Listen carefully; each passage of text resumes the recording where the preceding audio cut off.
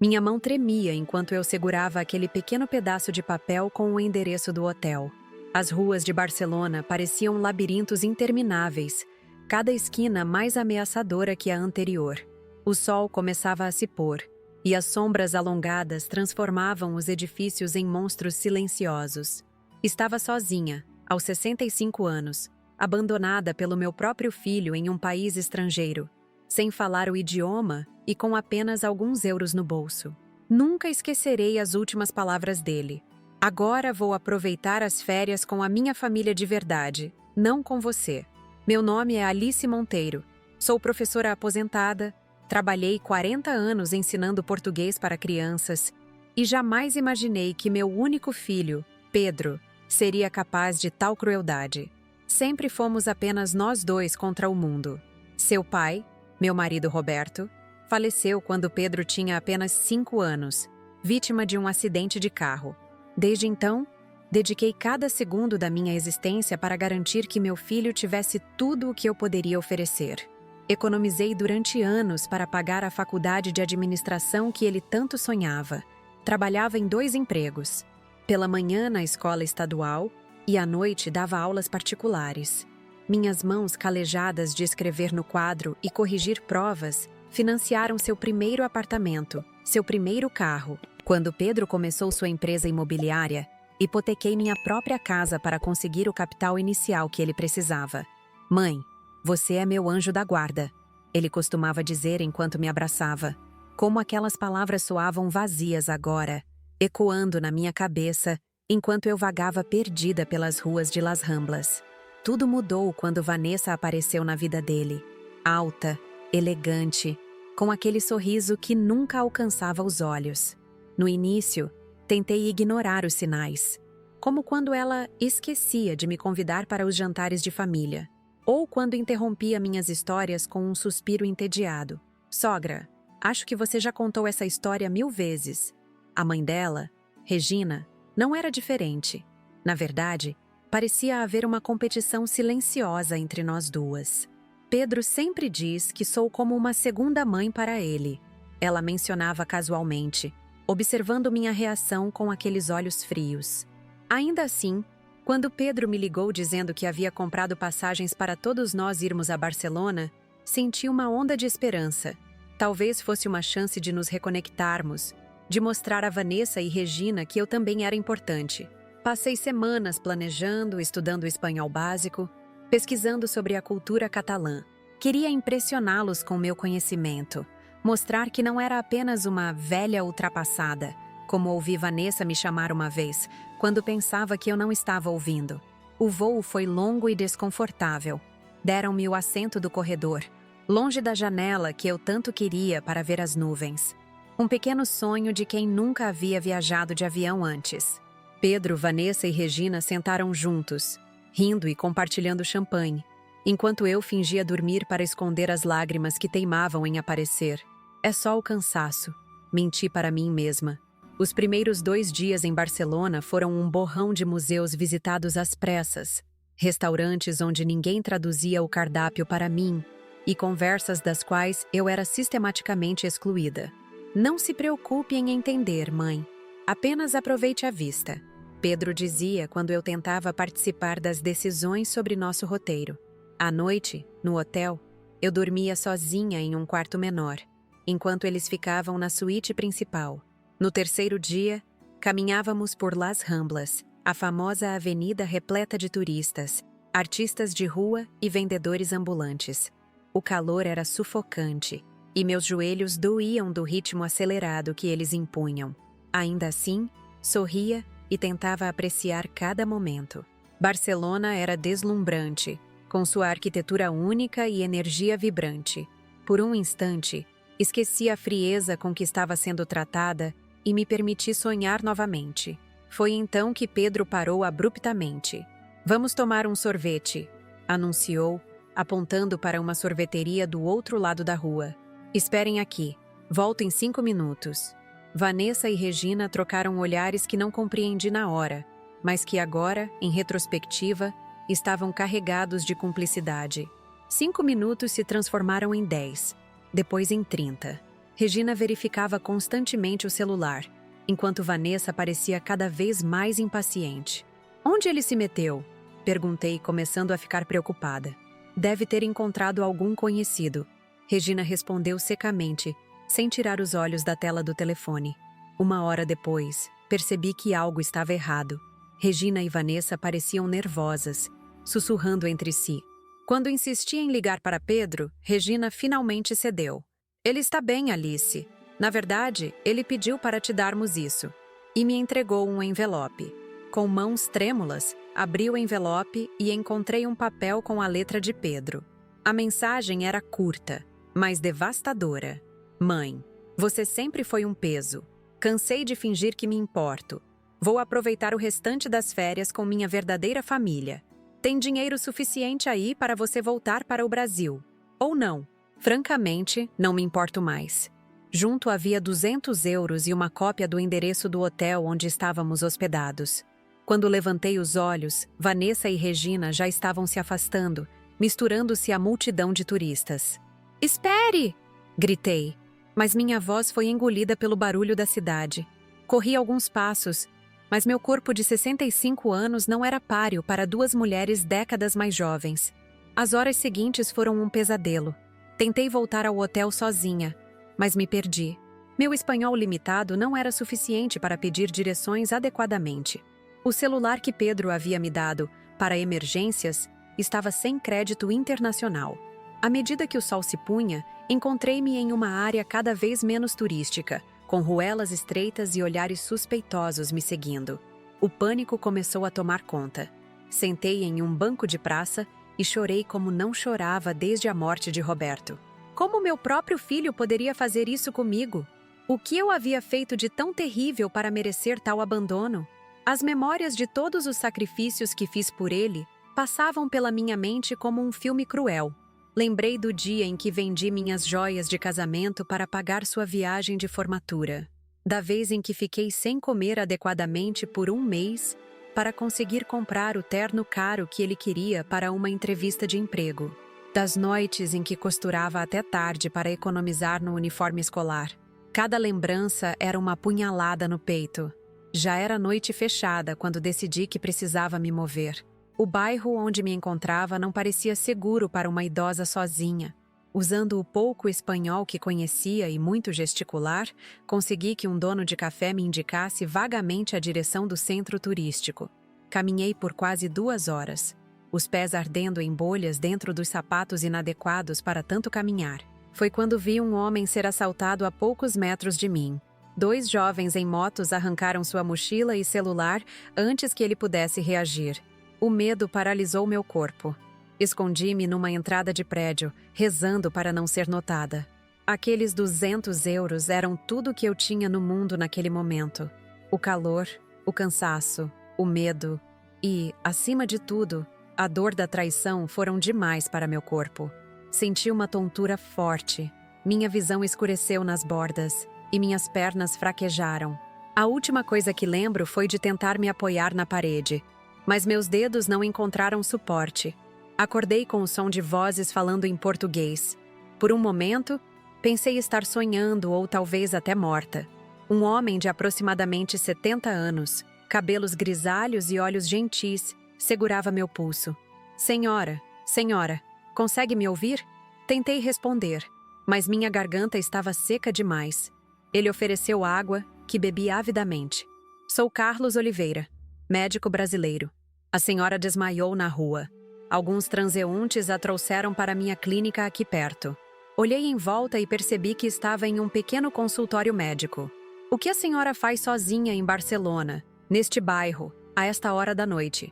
E foi assim que conheci o homem que não apenas salvaria minha vida naquela noite, mas que me ajudaria a descobrir algo que jamais imaginei. Meu próprio filho havia construído seu império às custas da minha identidade roubada. O que começou como uma história de abandono se transformaria na mais doce vingança que uma mãe traída poderia planejar. Enquanto Carlos verificava minha pressão e aplicava soro em meu braço desidratado, eu não tinha ideia que aquele momento de desespero total seria o início da minha transformação. Que daquela fragilidade nasceria uma força que eu nunca soube que possuía. e que aqueles que me abandonaram em terra estrangeira um dia implorariam por misericórdia. A luz fraca do consultório de Carlos refletia nos instrumentos médicos, criando sombras dançantes nas paredes. Enquanto ele verificava meus sinais vitais, a realidade da minha situação começou a pesar sobre meus ombros como uma manta de chumbo. Abandonada, sozinha, em um país estrangeiro, aos 65 anos. Preciso contar como cheguei aqui, disse finalmente, a voz embargada. Carlos parou o que fazia e me olhou com aqueles olhos castanhos atentos, gentis. Tenho tempo, respondeu ele simplesmente puxando uma cadeira.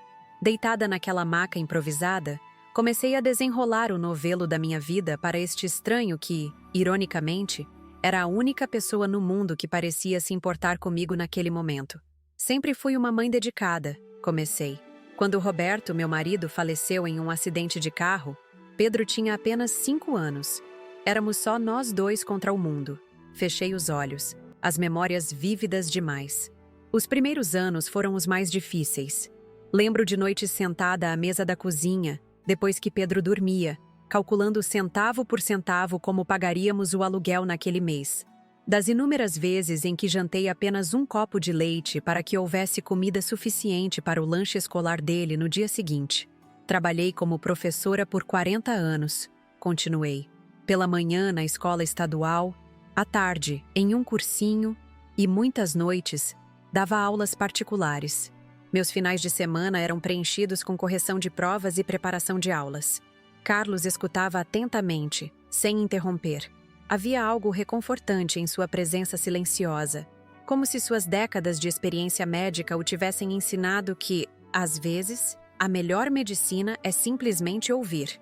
Quando Pedro entrou na faculdade de administração, vendi o único bem valioso que me restava: as joias de casamento que Roberto havia me dado.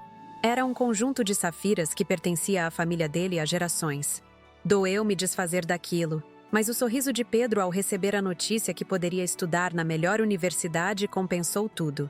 Minha garganta apertou com a lembrança. Como ele me abraçou forte naquele dia, jurando que me compensaria por todos os sacrifícios. Promessas, tantas promessas vazias. Pedro se formou com honras e logo começou a trabalhar em uma incorporadora. Era ambicioso, determinado.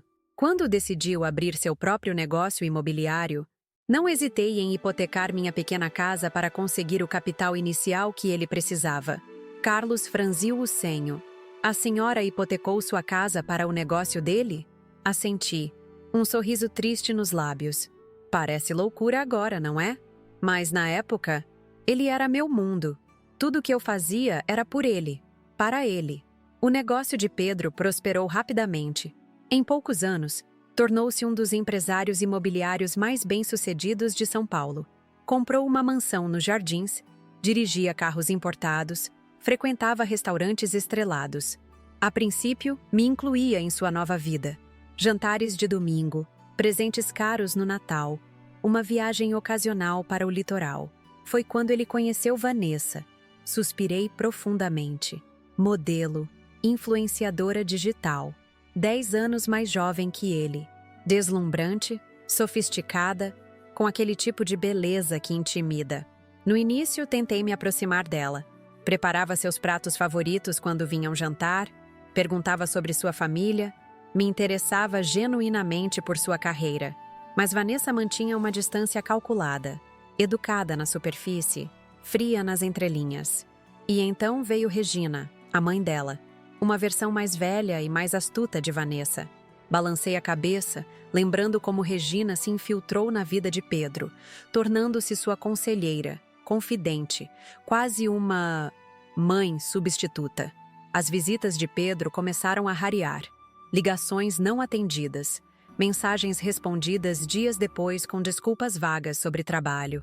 Nas poucas reuniões familiares, eu me sentia uma estranha, observando de fora como Regina assumia meu lugar, servindo Pedro, rindo de suas piadas, dando conselhos que ele seguia prontamente. Nos últimos 2 anos, vi meu filho talvez 5, 6 vezes.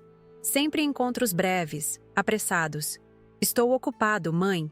Tenho uma reunião importante. Vanessa está esperando. Sempre uma desculpa. Por isso, quando Pedro me ligou em uma terça-feira comum dizendo que havia comprado passagens para Barcelona para todos nós, ele, Vanessa, Regina e eu, quase não acreditei. Quero passar tempo com você, mãe, ele disse. Será como nos velhos tempos. Passei semanas me preparando para essa viagem. Comprei roupas novas, estudei espanhol básico, li sobre a história de Barcelona. Minha voz falhou ao continuar. Foi minha primeira viagem internacional. Meu primeiro voo de avião aos 65 anos. Carlos me ofereceu água, que bebi agradecida. Falar daquilo era como reviver cada apunhalada. O voo foi revelador. Eles três sentados juntos na classe executiva, eu sozinha na econômica. Foi o que conseguimos, mãe. Pelo menos você está aqui. Pedro explicou rapidamente quando questionei. Os primeiros dias em Barcelona foram um turbilhão de exclusão silenciosa. Me hospedaram em um quarto separado, menor. Durante as refeições, conversavam em inglês, idioma que não domino, sobre assuntos que me excluíam. Nos passeios, caminhavam alguns passos à frente, decidindo roteiros sem minha opinião. Hoje, nosso terceiro dia, estávamos em Las Ramblas. Pedro disse que ia comprar sorvete. Esperem aqui, volto em 5 minutos. Vanessa e Regina trocaram aquele olhar. Agora entendo o que significava. Engoli em seco, a dor ainda fresca demais. 1 hora depois, Regina me entregou um envelope. Dentro, um bilhete escrito por Pedro. Mãe, você sempre foi um peso. Cansei de fingir que me importo. Vou aproveitar o restante das férias com minha verdadeira família. Tem dinheiro suficiente aí para você voltar para o Brasil. Ou não. Francamente, não me importo mais. Carlos fechou os olhos por um momento, como se tentasse processar a crueldade daquelas palavras. Junto havia 200 euros e o endereço do hotel. Quando olhei para cima, Vanessa e Regina já estavam indo embora, misturando-se na multidão. Tentei segui-las, mas me perdi rapidamente. As horas seguintes foram um pesadelo. Sem conhecer a cidade, sem falar o idioma fluentemente, sem um telefone funcionando. O medo crescendo a cada esquina desconhecida, a cada olhar suspeito, a cada rua mais escura que a anterior. E então desmaiei. E você me encontrou, concluí, olhando para Carlos com gratidão. Agora estou aqui, sem saber para onde ir ou o que fazer. Carlos permaneceu em silêncio por alguns momentos, seus olhos refletindo uma mistura de compaixão e algo mais. Indignação, talvez? Senhora Alice, ele finalmente falou. O que seu filho fez é além de cruel. É criminoso. Abandonar uma pessoa idosa em situação de vulnerabilidade em um país estrangeiro pode ser enquadrado como negligência e abandono. Não havia pensado nisso dessa forma. Para mim, era apenas a dor da rejeição, a humilhação do abandono. Mas Carlos estava certo. Havia um componente legal naquilo tudo. Tenho um sofá-cama em meu apartamento acima da clínica, ofereceu Carlos. Não é luxuoso, mas é seguro e limpo. A senhora pode ficar lá esta noite, e amanhã pensamos no que fazer. Aceitei a oferta com lágrimas nos olhos. Um estranho mostrando mais compaixão do que meu próprio filho. O apartamento de Carlos era pequeno, mas acolhedor. Livros empilhados em toda parte. Uma pequena varanda com plantas bem cuidadas. Fotos de paisagens brasileiras nas paredes. Depois de um banho quente e uma sopa caseira que ele preparou, senti meu corpo relaxar pelo que parecia a primeira vez em dias. Enquanto me acomodava no sofá-cama, Carlos sentou-se em uma poltrona próxima, um laptop aberto sobre os joelhos. Alice, espero que não se importe, mas durante seu banho, fiz algumas pesquisas preliminares sobre seu filho. Pedro Monteiro, correto?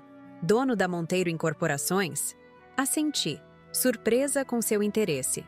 Como médico que trabalha com uma clínica internacional, desenvolvi alguns contatos no ramo jurídico ao longo dos anos.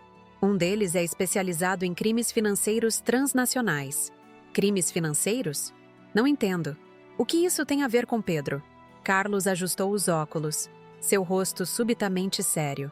Pode ser nada, mas algo na sua história me incomodou.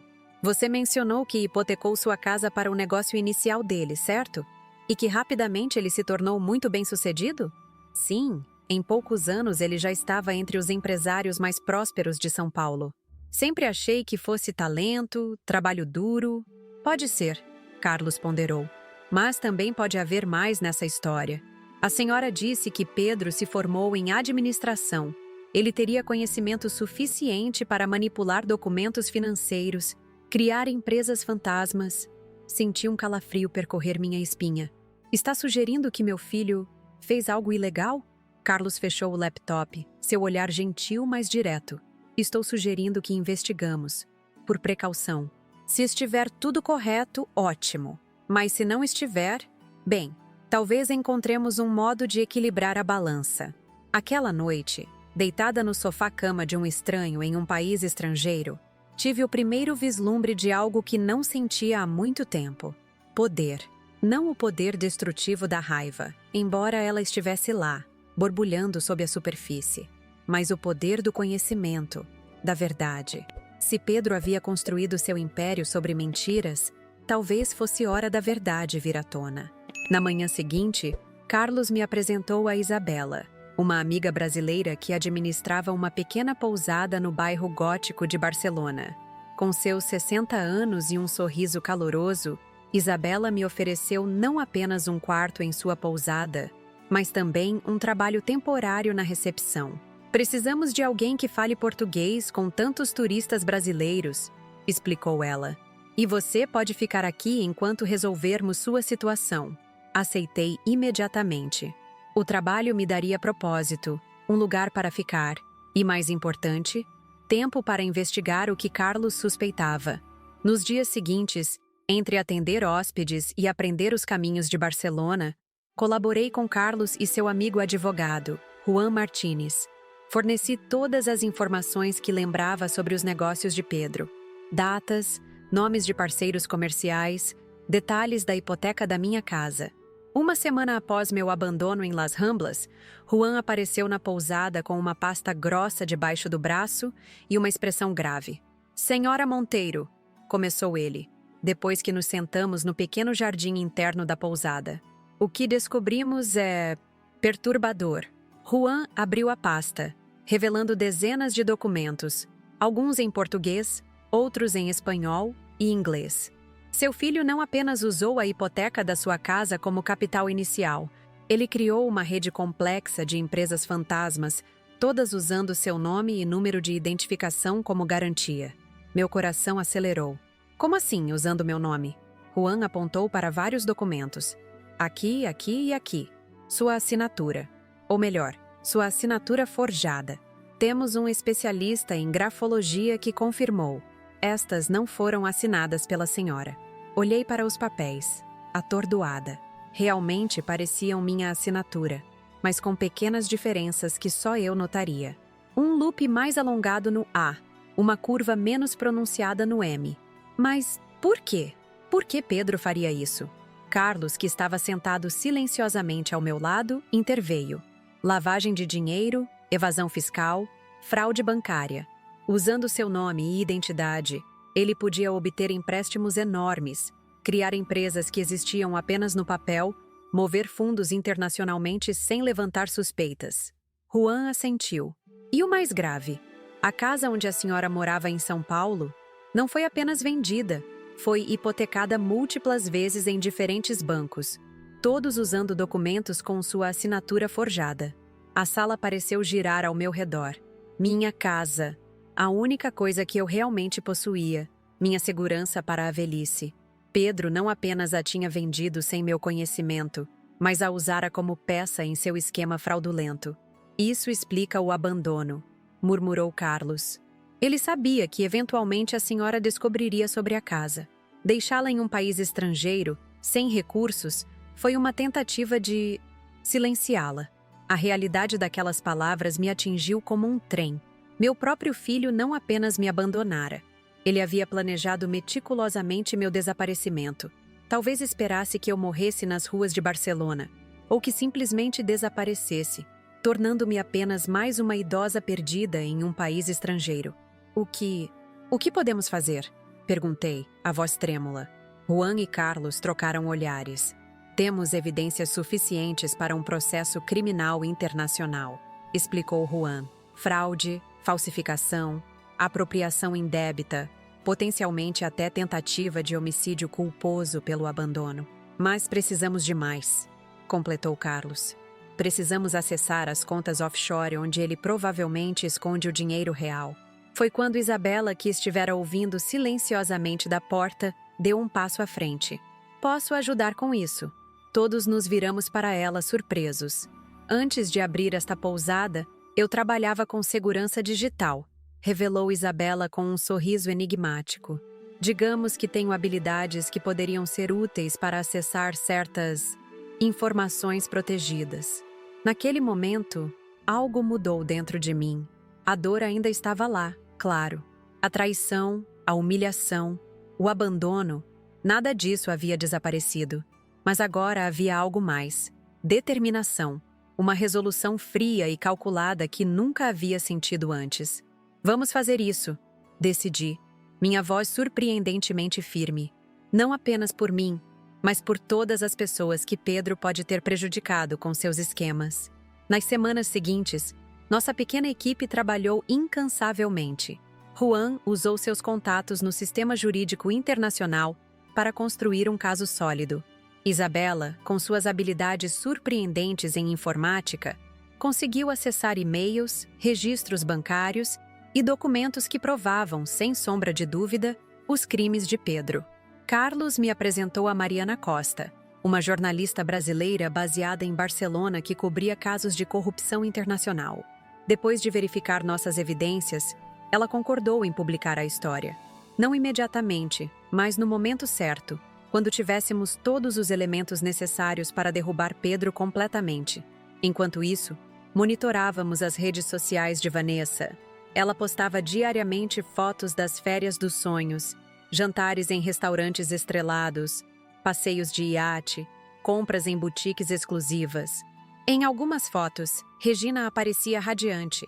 Em outras, Pedro sorria falsamente, sempre impecavelmente vestido. Nenhuma menção à mãe desaparecida. Nenhuma preocupação aparente.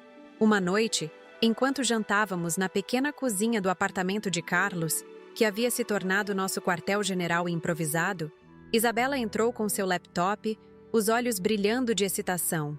Encontrei, anunciou ela, todas as contas offshore, Bermudas, Ilhas Cayman, Suíça, Singapura.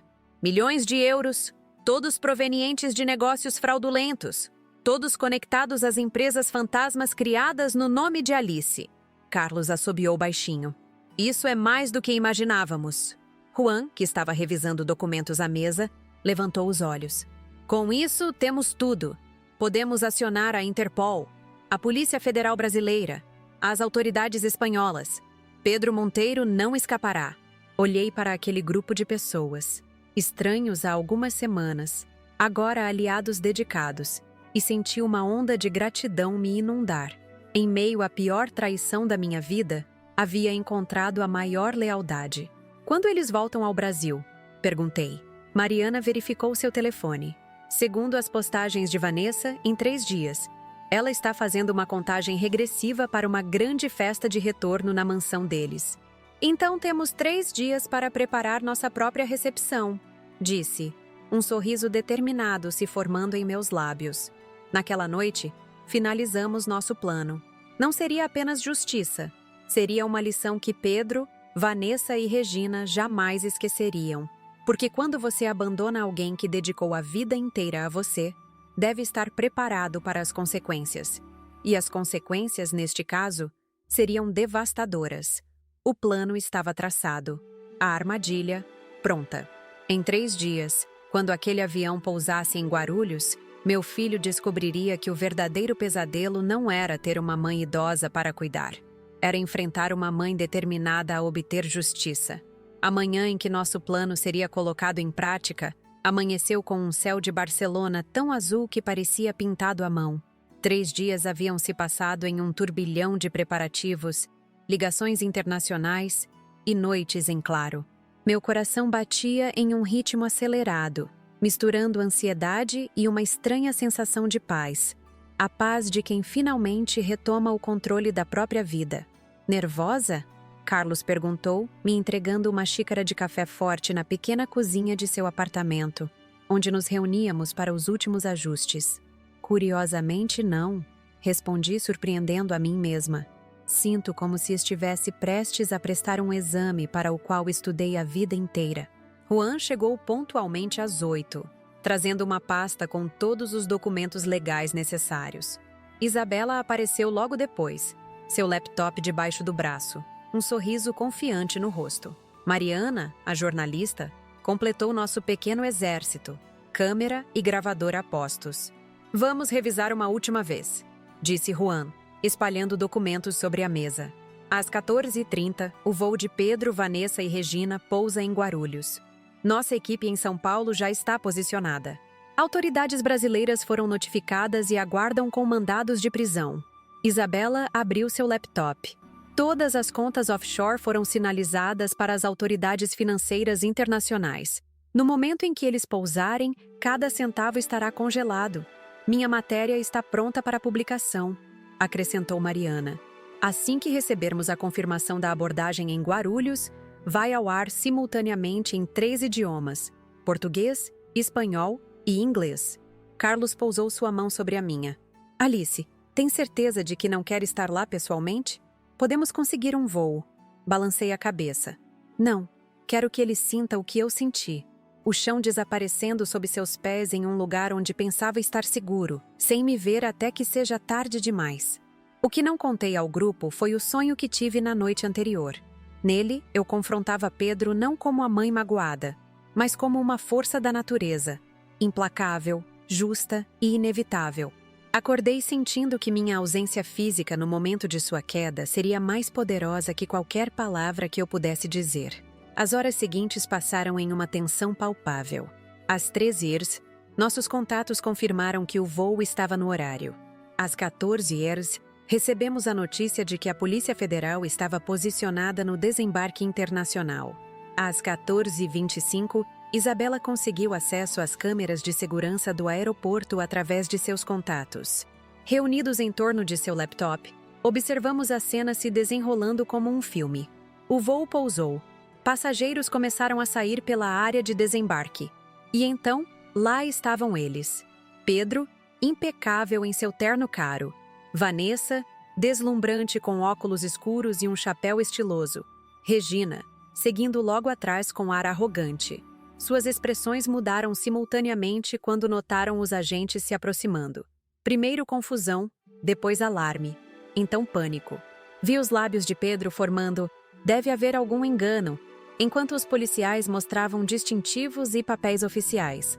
Vi o choque em seu rosto quando as algemas foram colocadas.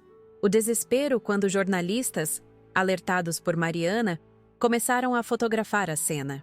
"Está feito", murmurou Isabela, quando a transmissão mostrou Pedro, Vanessa e Regina sendo escoltados para fora do saguão, sob flashes de câmeras e olhares curiosos de outros passageiros.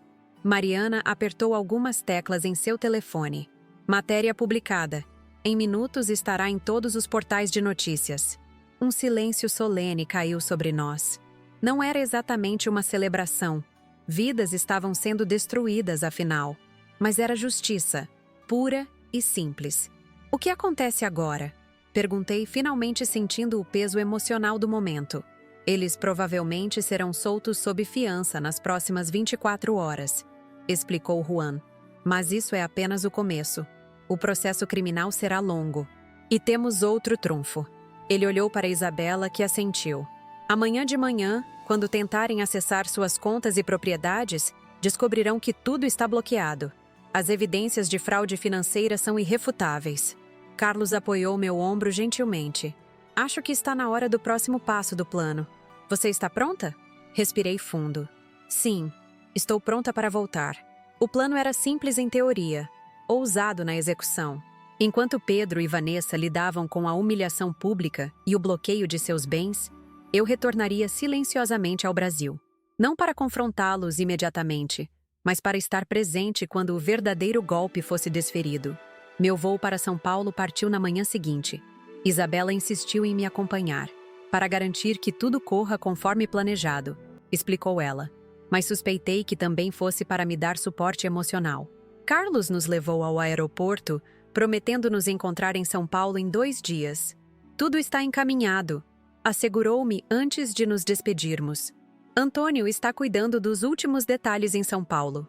Antônio, meu vizinho de longa data, era a única pessoa no Brasil que soube do meu abandono desde o início.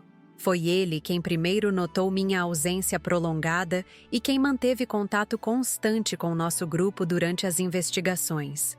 Durante o voo, revisei mentalmente tudo o que havíamos descoberto nas últimas semanas. Pedro não havia apenas forjado minha assinatura para vender minha casa. Ele criara uma rede complexa de fraudes usando meu nome. Hipotecas múltiplas do mesmo imóvel, empresas fantasmas para lavagem de dinheiro, contratos falsos, evasão fiscal. O império que ele construíra era um castelo de cartas elaborado, sustentado por mentiras e crimes. O mais doloroso não era o dinheiro, mas a premeditação. Documentos datados de anos atrás mostravam que ele planejava se livrar de mim há muito tempo. O convite para Barcelona não fora um impulso, fora o ponto culminante de um plano calculado para me afastar permanentemente. Quando o avião pousou em Guarulhos, senti uma estranha sensação de déjà-vu, como se estivesse fechando um círculo. Isabela apertou minha mão quando passamos pela alfândega. Agora começa a verdadeira vingança, sussurrou. Antônio nos esperava na saída, seu rosto familiar uma âncora em meio à turbulência emocional. Abraçamo-nos longamente, sem palavras necessárias entre velhos amigos. Está tudo preparado, disse ele finalmente. As notícias sobre a prisão de Pedro estão em todos os jornais. Eles foram soltos ontem à noite após pagarem fiança, mas o escândalo está apenas começando. Hospedamo-nos em um hotel discreto, longe dos bairros que Pedro frequentava. Passei a noite revisando detalhes com Antônio e Isabela, preparando-me para o que viria no dia seguinte. Pela manhã, os noticiários fervilhavam com novas informações sobre o caso. Empresário Pedro Monteiro enfrenta acusações de fraude internacional e falsificação de documentos. Socialite Vanessa Monteiro pode ser indiciada como cúmplice em esquema milionário. Bens do casal Monteiro bloqueados pela justiça. Isabela monitorava reações online. As redes sociais de Vanessa estão sendo inundadas de comentários negativos. Ela desativou os comentários, mas já é tarde. E o mais importante, acrescentou Antônio, mostrando seu tablet. O oficial de justiça está a caminho da mansão deles neste momento. Era a peça central do nosso plano. Com as evidências reunidas por Juan e Isabela, conseguimos uma ordem judicial emergencial, não apenas para bloquear as contas, mas para reverter a propriedade da mansão onde Pedro e Vanessa viviam. Uma investigação minuciosa revelou que a propriedade havia sido comprada com dinheiro desviado das fraudes cometidas em meu nome. Legalmente, portanto, a mansão me pertencia. Às 10 da manhã, nosso pequeno grupo, agora incluindo Carlos, que chegara na madrugada, dirigiu até o bairro Nobre dos Jardins. Paramos a uma distância discreta da mansão, observando a cena que se desenrolava. 2 carros oficiais estacionados na entrada. Pessoas em trajes formais, carregando documentos. E, saindo pela porta principal, Pedro e Vanessa, seus rostos contorcidos em uma mistura de raiva e pânico.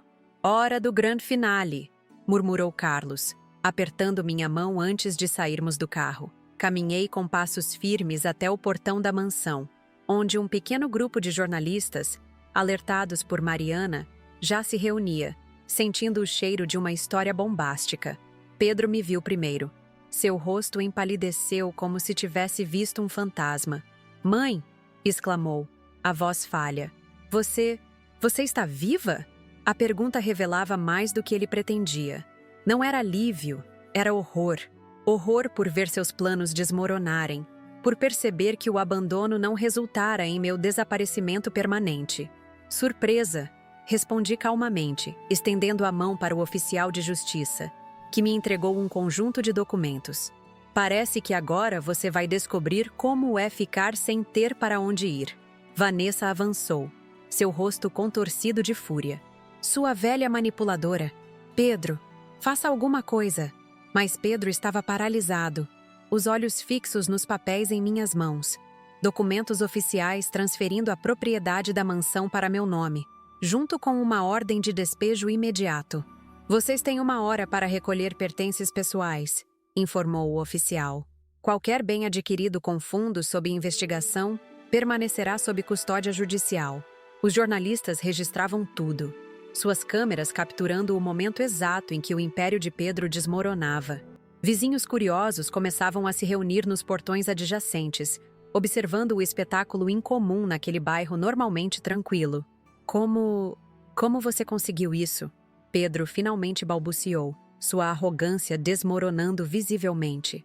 Digamos que encontrei amigos melhores em Barcelona do que você jamais foi para mim. Respondi, indicando Carlos, Isabela e o resto do nosso grupo. Pessoas que me valorizaram sem precisar de décadas de sacrifícios. Foi nesse momento que Regina apareceu na porta da mansão, seu rosto uma máscara de indignação. O que está acontecendo aqui? Pedro, quem são essas pessoas? Quando seus olhos pousaram em mim, vi o reconhecimento seguido de algo próximo ao medo. Ela tinha razão em temer. As investigações haviam revelado seu papel nos esquemas de Pedro, não apenas como cúmplice moral no meu abandono, mas como participante ativa nas fraudes financeiras. Regina Santos anunciou formalmente um segundo oficial, avançando com outro conjunto de documentos. A senhora está sendo intimada a depor em investigação de cumplicidade em crimes financeiros e tentativa de abandono de pessoa vulnerável. O rosto de Regina perdeu toda a cor. Seus olhos saltaram de Pedro para Vanessa, buscando algum apoio que não veio. Em vez disso, Vanessa deu um passo para trás, distanciando-se fisicamente da mãe como se o simples contato pudesse contaminá-la. Isso é ridículo, Regina tentou, sua voz traindo seu pânico. Eu não sabia de nada. Foi tudo ideia deles. A traição de Regina foi o último golpe para Vanessa, que explodiu. Cale a boca, mãe! Você sabia de tudo! Foi você quem sugeriu deixá-la em Barcelona. Um burburinho percorreu os jornalistas e espectadores. As rachaduras na fachada da família perfeita se ampliavam a cada segundo. Pedro, percebendo que a situação fugia completamente ao seu controle, tentou uma abordagem diferente. Seus ombros caíram. Sua expressão mudou para algo que pretendia parecer arrependimento. Mãe, começou ele, sua voz subitamente suave, quase infantil. Houve um terrível mal-entendido. Eu nunca quis... Poupe-me. Interrompi, erguendo a mão. Tenho cópias dos seus e-mails discutindo exatamente como se livrar de mim. Tenho as gravações das câmeras de Las Ramblas mostrando você me abandonando deliberadamente. Tenho anos de documentos financeiros provando como você usou meu nome para construir seu império criminoso. Os jornalistas anotavam freneticamente. Flashes disparavam. Esta não era apenas a queda de um empresário. Era a exposição pública de uma crueldade quase inimaginável. Vocês têm 55 minutos agora, lembrou o oficial de justiça, consultando seu relógio. Foi quando 2 figuras menores apareceram hesitantemente na porta. Miguel e Sofia, meus netos, olhando a cena com expressões de confusão e choque. Vovó? Sofia foi a primeira a falar, sua voz pequena cortando o ar tenso. É verdade o que estão dizendo? Papai deixou você sozinha na Espanha? Meu coração apertou. As crianças. Eu não havia planejado que testemunhassem isso, mas talvez fosse inevitável. Talvez precisassem ver a verdade sobre seus pais, por mais dolorosa que fosse. Sofia, Miguel, chamei gentilmente, estendendo os braços. Venham aqui. Eles correram para mim, ignorando os protestos de Vanessa. Abracei-os firmemente, sentindo suas lágrimas molharem minha blusa. Não queríamos ir embora sem você, soluçou Miguel. Papai disse que você tinha decidido ficar mais tempo em Barcelona, que estava feliz lá. Eu sabia que era mentira, acrescentou Sofia, seus olhos de 12 anos mostrando uma sabedoria além da idade. Você nunca iria embora sem se despedir de nós. Olhei para Pedro por cima das cabeças das crianças. Mesmo agora, ele havia mentido, não apenas para mim, mas para seus próprios filhos. Percebi então que minha vingança não era apenas por mim, mas também por essas crianças que mereciam mais do que crescer em um lar construído sobre mentiras. Vocês podem ficar comigo, ofereci suavemente. Tenho um lugar para nós três agora. Pedro avançou, seu rosto contorcido em uma nova máscara. Não mais o arrependimento falso, mas raiva pura. Não se atreva a tirar meus filhos. Seus filhos? Interrompi, minha voz firme mas controlada. Os mesmos que você estava pronto para privar da avó? Os mesmos que você mentiu descaradamente? Não se preocupe, Pedro. Ao contrário de você, não vou separá-los dos pais. Mas duvido que o juiz de família veja com bons olhos um pai enfrentando acusações criminais e sem residência fixa. Foi o golpe final. Pedro desmoronou visivelmente, finalmente compreendendo a magnitude do que havia perdido. Não apenas dinheiro e status, mas o respeito dos próprios filhos. Os minutos seguintes passaram como em um sonho nebuloso. Oficiais de justiça orientando Pedro, Vanessa e Regina a recolherem apenas o essencial. Jornalistas solicitando entrevistas que recusei educadamente. Vizinhos sussurrando entre si. Alguns até aplaudindo discretamente quando a notícia da história completa se espalhou.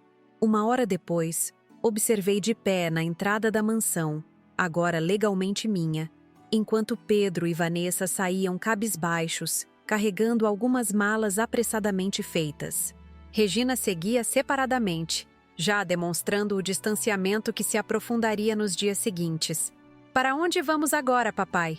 Ouvi Sofia perguntar, ainda de mãos dadas comigo. Pedro não tinha resposta. Seu império desmoronara em questão de horas. Seu dinheiro estava bloqueado, sua reputação destruída, seu futuro incerto. "Vocês podem ficar com sua avó por enquanto", respondeu finalmente, sua voz derrotada. "Eu preciso resolver algumas coisas." Enquanto eles se afastavam, Carlos se aproximou silenciosamente ao meu lado. "Você está bem?"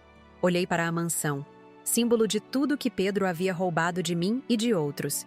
E depois para as crianças que agora se apoiavam em mim em busca de segurança. Para Isabela, Antônio e os outros que haviam me ajudado quando eu mais precisava. "Sim", respondi com sinceridade. "Pela primeira vez em muito tempo, estou realmente bem." A justiça havia chegado não como um raio destrutivo, mas como uma onda implacável, lavando tudo em seu caminho e deixando para trás a chance de um novo começo. Para mim, para meus netos. E talvez um dia, até mesmo para Pedro, se ele encontrasse o caminho de volta à humanidade que havia perdido. Naquele momento, sob o sol brilhante de São Paulo, entendi que minha história não era apenas sobre vingança, era sobre renascimento, sobre descobrir aos 65 anos que nunca é tarde para retomar as rédeas da própria vida. Os dias que se seguiram foram uma montanha-russa de emoções e adaptações. Sofia e Miguel mudaram-se para a mansão comigo, ocupando os mesmos quartos que tinham antes, embora agora o ambiente fosse completamente diferente. Os funcionários, motorista, governanta, jardineiro, pareciam inicialmente desconfortáveis com a mudança de comando, mas logo se adaptaram ao meu jeito mais simples e direto. "Senhora Alice", disse Dolores, a governanta que trabalhava na casa há 5 anos. "Nunca vi as crianças tão tranquilas desde que cheguei aqui." Observei Miguel e Sofia brincando no jardim através da janela da cozinha, onde Dolores preparava o almoço. Havia uma leveza neles que não existia antes, como se um peso invisível tivesse sido removido de seus pequenos ombros. "Eles precisavam de estabilidade", respondi, "de alguém que os visse como crianças, não como acessórios." Estabelecemos uma rotina. Café da manhã juntos todas as manhãs, onde conversávamos sobre o dia que viria. Escola durante a manhã e início da tarde. Depois, lanche e tempo para tarefas escolares, que eu supervisionava pessoalmente. Minhas décadas como professora finalmente servindo a um propósito ainda mais importante. Jantar em família, seguido por jogos de tabuleiro ou leitura compartilhada antes de dormir. "Vovó, você nunca fica no celular durante o jantar", observou Miguel certa noite, com um tom de surpresa que partiu meu coração. Mamãe e papai sempre estavam respondendo mensagens. "O jantar é nosso momento", expliquei simplesmente. "Nada é mais importante que isso." Carlos visitava-nos frequentemente, assim como Isabela, que decidira estender sua estada no Brasil para me ajudar com a transição.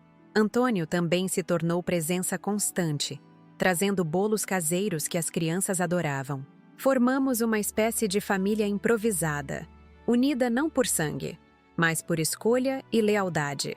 Enquanto isso, o processo legal contra Pedro, Vanessa e Regina avançava com rapidez surpreendente.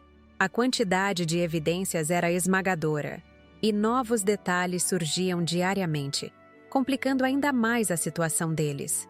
Juan, que voltara à Espanha, mantinha-nos atualizados por videoconferências regulares. Numa dessas chamadas, cerca de 2 semanas após o confronto na mansão, ele nos deu notícias impactantes. Descobrimos uma nova camada de fraudes, explicou, seu rosto sério preenchendo a tela do laptop. Pedro não roubou apenas de você, Alice. Ele desviou fundos de investidores, falsificou avaliações de propriedades, subtraiu dinheiro de contas corporativas. Estamos falando de dezenas de vítimas. A revelação não me surpreendeu tanto quanto deveria. De alguma forma, eu já sabia que a corrupção de Pedro era profunda demais para se limitar a fraudar a própria mãe. E Vanessa? Perguntei. Qual foi seu papel nisso tudo? Juan consultou algumas anotações. As evidências sugerem que ela sabia de tudo. Na verdade, encontramos e-mails onde ela ativamente sugere maneiras de expandir os esquemas. Sua carreira como influenciadora era financiada inteiramente com dinheiro ilícito. Cada bolsa de grife, cada viagem luxuosa, cada parceria com marcas premium era, na verdade, lavagem de dinheiro. Sofia, que passava pelo escritório naquele momento, parou ao ouvir o nome da mãe. Fiz sinal para que ela se aproximasse e sentasse ao meu lado. Você pode ouvir isso também, querida, disse suavemente. Prefiro que saiba a verdade através de nós do que pelos jornais ou colegas da escola. Sofia assentiu, seus olhos grandes absorvendo tudo com uma maturidade que me impressionava constantemente. Aos 12 anos, ela demonstrava uma compreensão de nuances morais que muitos adultos nunca alcançam. Juan continuou, adaptando ligeiramente seu tom ao perceber a presença da menina. Regina também está em apuros sérios. Além de cumplicidade nos crimes financeiros, descobrimos que ela coordenava a falsificação de documentos. Seu apartamento funcionava como uma espécie de central, onde assinaturas eram forjadas e papéis adulterados. E onde estão eles agora? Perguntei, consciente do braço de Sofia enlaçado ao meu, buscando apoio silencioso. Pedro e Vanessa alugaram um apartamento pequeno em Pinheiros, nada comparado ao que tinham antes. Regina voltou para sua casa em Campinas. Todos estão usando tornozeleiras eletrônicas e proibidos de deixar o estado. Juan fez uma pausa. Há outro desenvolvimento interessante. Vários ex-parceiros de negócios de Pedro estão processando-o. A casa de cartas está desmoronando completamente. Após encerrarmos a chamada, Sofia permaneceu silenciosa por alguns momentos, processando tudo o que ouvira. Vovó, disse finalmente, sua voz pequena, mas firme. Mamãe e papai são pessoas más? A pergunta, tão direta, tão profunda, merecia uma resposta igualmente honesta. Não acredito que existam pessoas completamente más, Sofia, respondi cuidadosamente. Existem pessoas que fazem escolhas terríveis, que se perdem no caminho. Seus pais fizeram coisas muito erradas, prejudicaram muita gente, inclusive a mim e a vocês. Mas isso não significa que não possam encontrar o caminho de volta, se realmente quiserem. Ela considerou minhas palavras por um momento. Como saberei se eles realmente mudaram um dia? Pelo que fizerem, não pelo que disserem. Expliquei. Palavras são fáceis. Ações revelam a verdade sobre as pessoas. Sofia assentiu, aparentemente satisfeita com a resposta. Antes de sair do escritório, virou-se para mim com um olhar que me lembrou dolorosamente o Pedro de muitos anos atrás. Antes da ambição desmedida, antes de Vanessa, antes de tudo desmoronar. Estou feliz que você seja minha avó, disse simplesmente, e saiu para encontrar o irmão no jardim. Naquela noite, sozinha em meu quarto, o antigo quarto principal que Pedro e Vanessa haviam decorado com um luxo ostensivo que me fazia sentir ligeiramente desconfortável, refleti sobre como a vida havia mudado dramaticamente em apenas algumas semanas. De professora aposentada vivendo modestamente em uma pequena casa, eu me tornara a guardiã de 2 crianças.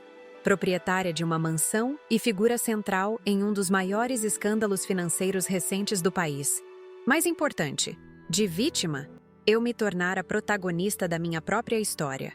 O telefone tocou, interrompendo meus pensamentos. Era Carlos. "Como está se sentindo hoje?"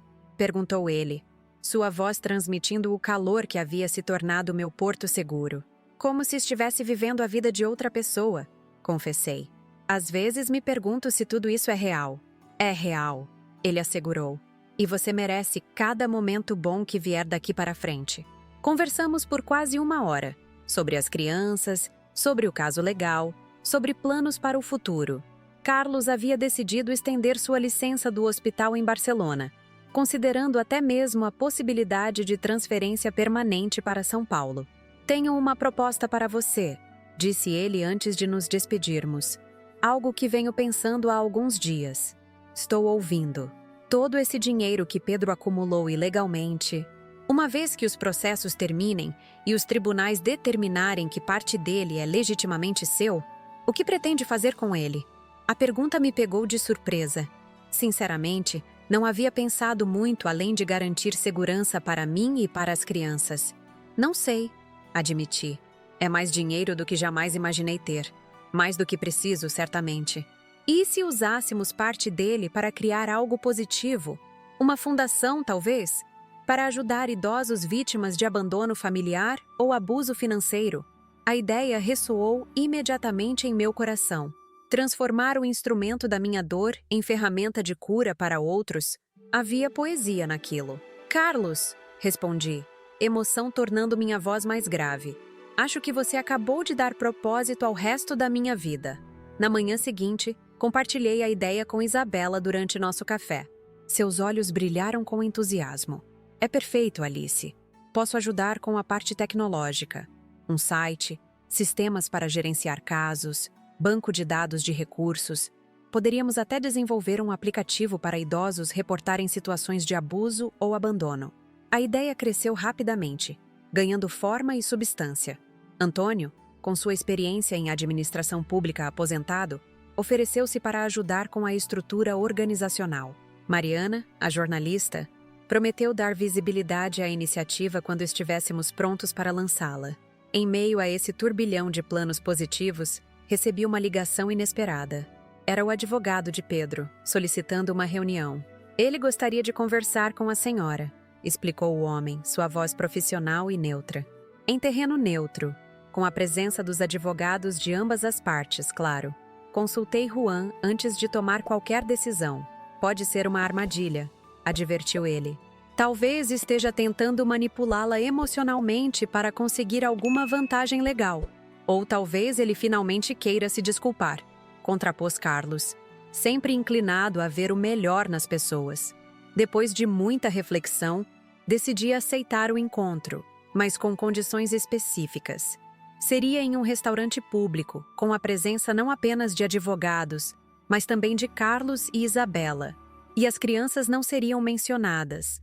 Aquela conversa seria exclusivamente sobre Pedro e eu. O restaurante escolhido foi um estabelecimento discreto em Pinheiros. Nem muito sofisticado, nem muito simples. Cheguei pontualmente às 15 horas, acompanhada por meu pequeno exército de apoio. Pedro já estava lá, sentado sozinho em uma mesa ao fundo. Sem Vanessa, sem Regina, sem a arrogância que antes parecia fazer parte de sua pele. O contraste com o homem que eu vira pela última vez era chocante. Em apenas 3 semanas, Pedro parecia ter envelhecido 10 anos. Olheiras profundas marcavam seus olhos, a postura antes impecável agora ligeiramente curvada. O terno ainda era caro, mas parecia levemente amassado, como se tivesse sido guardado apressadamente. "Mãe", ele começou assim que me sentei, sua voz quase irreconhecível em sua humildade. "Obrigado por vir." Limitei-me a assentir, esperando que continuasse. Os advogados de ambos os lados observavam atentamente, prontos para intervir ao menor sinal de problemas. Ele hesitou, buscando palavras que claramente não vinham facilmente. "Não tenho desculpas pelo que fiz. Nenhuma explicação que faça sentido, nem para mim mesmo. Não vim aqui por desculpas, Pedro. respondi calmamente. Desculpas não mudam o passado. Ele assentiu, passando a mão pelo cabelo. Um gesto que me lembrou dolorosamente do menino que ele fora uma vez, nervoso antes de uma prova importante. Vanessa me deixou, disse abruptamente. Levou o que conseguiu salvar de joias e roupas. Está morando com um ex-namorado em Alphaville. Regina nem atende minhas ligações. Não respondi. Parte de mim sentia uma satisfação amarga em saber que aqueles que o ajudaram a me trair agora o abandonavam. Mas outra parte, a mãe que nunca deixei de ser, sentia uma pontada de dor por seu sofrimento. Perdi tudo, continuou ele, olhando para as próprias mãos. Clientes, parceiros, amigos. Ninguém quer ser associado ao fraudador que abandonou a própria mãe. É como se eu tivesse me tornado radioativo da noite para o dia. E as crianças? Perguntei, finalmente abordando o assunto que mais me importava. Você se deu conta do que fez com elas também? Pedro ergueu os olhos, surpresa em seu olhar. Como assim? Você mentiu para elas, Pedro. Disse que eu havia escolhido ficar em Barcelona quando, na verdade, você me deixou abandonada em uma rua perigosa. Privou-as da avó sem nenhuma consideração pelos sentimentos delas. Expôs-as à vergonha pública quando seus crimes vieram à tona. Fiz uma pausa, controlando a emoção na minha voz. Ensinou a elas, com suas ações, que pessoas são descartáveis quando se tornam inconvenientes. Ele empalideceu visivelmente, como se nunca tivesse considerado esse ângulo. Talvez realmente não tivesse. Pedro sempre fora centrado em si mesmo como criança. Mas a magnitude de seu egoísmo adulto ainda me chocava. Eu não pensei dessa forma, admitiu finalmente. Achei que estava protegendo-as do que considerava um fardo. E agora? Pressionei. O que você pensa agora? Pedro ficou em silêncio por um longo momento. Quando finalmente falou, sua voz estava embargada. Penso que destruí não apenas minha vida, mas danifiquei permanentemente a delas. E a sua? Ele ergueu os olhos, lágrimas não derramadas brilhando. Penso que talvez não mereça ser pai delas. Ou seu filho. Não era o que eu esperava ouvir. Preparara-me para manipulação, para tentativas de negociação, para apelos emocionais vazios. Não para esta aparente aceitação de responsabilidade. Por que me chamou aqui, Pedro? Perguntei diretamente. O que você quer? Ele respirou fundo, como se reunindo coragem. Quero me declarar culpado. De tudo. Sem acordos, sem atenuantes. Quero assumir total responsabilidade por meus crimes, financeiros e morais.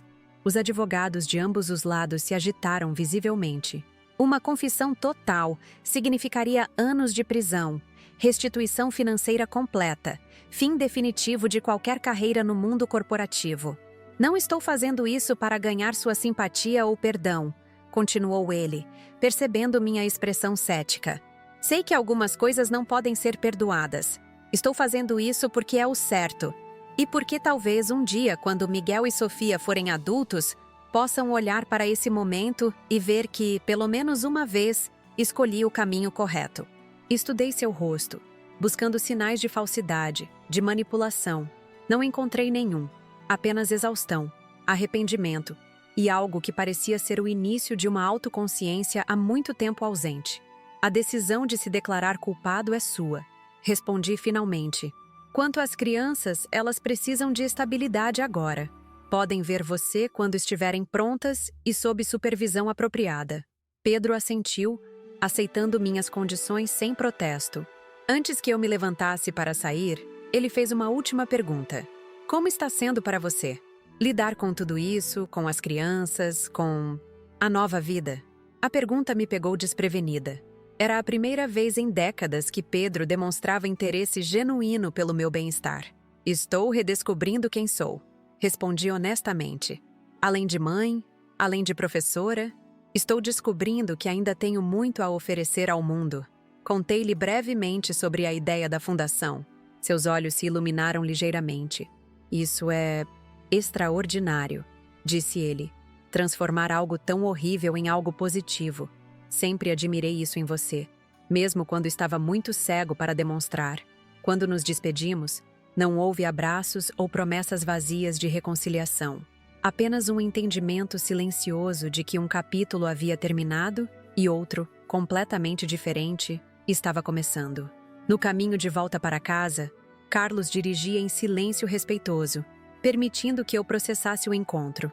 "Você acha que ele estava sendo sincero?" Perguntei finalmente. Carlos considerou por um momento. "Acho que sim, mas mesmo que não estivesse, o importante é o que você sentiu, o que você decidir fazer a partir daqui." Isabela, no banco traseiro, acrescentou suavemente: "Lembre-se do que você disse a Sofia. Palavras são fáceis. São as ações que revelam a verdade sobre as pessoas. Assente, sabedoria profunda em sua simplicidade. Só o tempo diria se o arrependimento de Pedro era genuíno ou apenas mais uma manipulação. Por enquanto, meu foco precisava ser outro. As crianças, a fundação nascente, minha própria cura. Chegamos à mansão, que eu já começava a pensar como nossa casa, para encontrar Miguel e Sofia aguardando ansiosamente no jardim, supervisionados por Antônio. Assim que o carro parou, correram em nossa direção. "Como foi?" perguntou Sofia, seus olhos perspicazes analisando minha expressão. "Papai estava arrependido de verdade?" "Ele disse que está", respondi cautelosamente. "O tempo mostrará se suas ações correspondem às suas palavras." Miguel, mais reservado que a irmã, segurou minha mão silenciosamente. Seu gesto dizia mais que qualquer palavra poderia. Confiança, apoio, amor incondicional. Naquela noite, sentados à mesa de jantar, Carlos, Isabela, Antônio, as crianças e eu, observei os rostos ao meu redor e senti uma onda de gratidão me inundar. De todas as surpresas que a vida me reservara, esta era talvez a mais inesperada. Que do abandono mais cruel poderia nascer uma família mais verdadeira do que a que eu tinha antes. Estive pensando em um nome para a nossa fundação. Anunciei enquanto saboreávamos a sobremesa. "Que tal o Projeto Renascer?" Sofia bateu palmas entusiasticamente.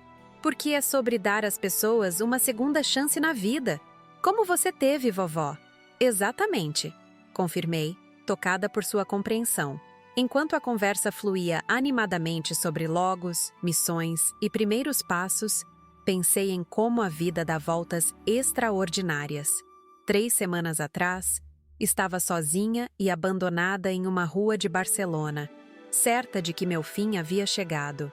Hoje, estava cercada de amor, propósito e possibilidades. De certa forma, Pedro havia me dado um presente sem querer. Ao me abandonar naquela rua estrangeira, ele me libertou de décadas de expectativas não correspondidas, de um relacionamento que há muito se tornara unilateral. Em sua crueldade, abriu espaço para que eu finalmente vivesse não como a mãe de Pedro, mas simplesmente como Alice, uma mulher forte, capaz e digna de amor. E por isso, paradoxalmente, eu poderia até agradecer um dia. 6 meses se passaram como um sopro de vento, transformando não apenas as estações lá fora, mas toda a estrutura da minha existência. O projeto Renascer deixou de ser apenas uma ideia nascida da dor para se tornar uma realidade concreta, com um escritório próprio, equipe dedicada e, mais importante, vidas sendo transformadas a cada dia. Nossa sede ficava em um sobrado reformado no bairro de Pinheiros, suficientemente próximo da mansão para que eu pudesse estar presente para as crianças, mas com identidade própria. Carlos havia sugerido que mantivéssemos o projeto separado da minha residência, para que você possa ter uma distinção clara entre trabalho e vida pessoal, explicou ele, sempre atento aos pequenos detalhes que fazem toda a diferença.